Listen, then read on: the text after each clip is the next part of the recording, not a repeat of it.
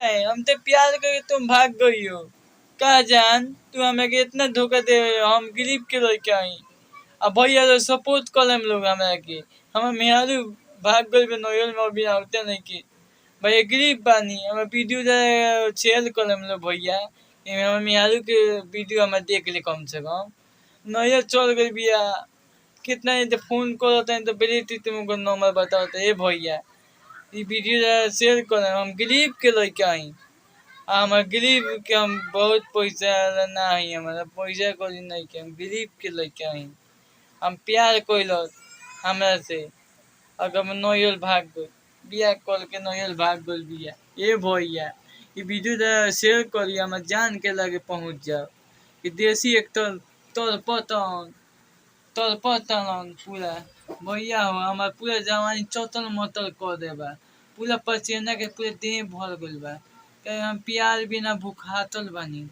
प्यार इतना हमरा ओकरा के हो गइल बा भैया हम दिल में चिल चिल के दिखा देम कि हम कितना प्यार करें ओकरा से बहुत प्यार करें। जान के लोग हमार जान के लोग भाई वीडियो भेज दिए लोग काहे कि हम ना ना हुआ ये तो हम जो मर जाएंगे।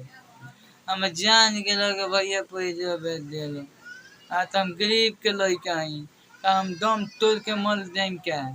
हम गरीब के लड़का आई हम दम करके मर जाएम क्या। तो भैया हो ये मेहरू के कम से कम 3-4 तक वीडियो शेयर करेलो भैया कि हमारे जान के लगे वीडियो चल रहा।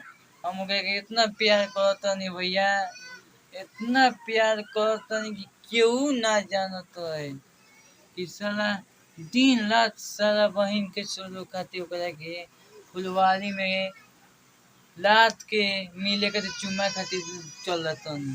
रात के 12 बजे रात के चल रहे ओकरा दिन ना रात हम सांपुर के दौड़ लागे सांपुर काटे ना जंगल बहार में। हम इतना प्यार करतनी या तो बियाह कर लेलो ओकरा बाद नोयल भाग गई।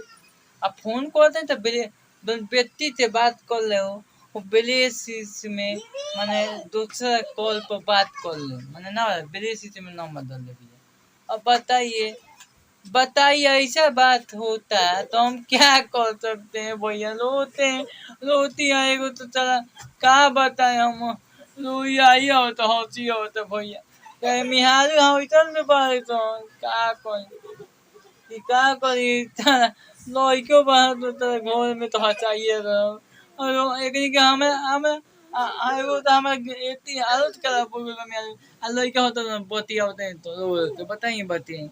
हाँ तो हम लोग को हंसा दो तो लड़का तो देख हम यहाँ सोई में हमें भागल भी भैया नहीं हो अब हमार जवानी चौथा मौतर हो गई भाई ये भैया तो वीडियो शेयर कर मेहरू के लोग।